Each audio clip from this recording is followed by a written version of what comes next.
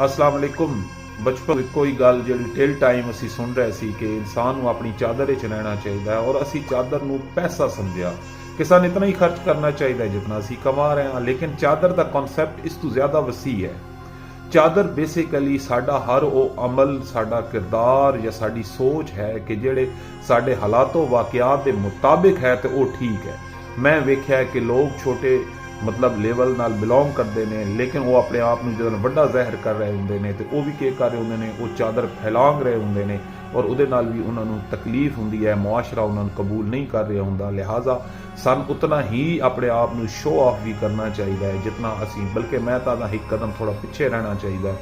फिर तुहानू मुआशरा न सिर्फ कबूल करता है बल्कि तुहानू अगे वधण के भी मौके फराहम करता है, ना कि असी अपने आप में अपने जड़े पिछे मतलब माहौल है या भरम है उस तो ज़्यादा वधा वधा के दसांगे तो वह भी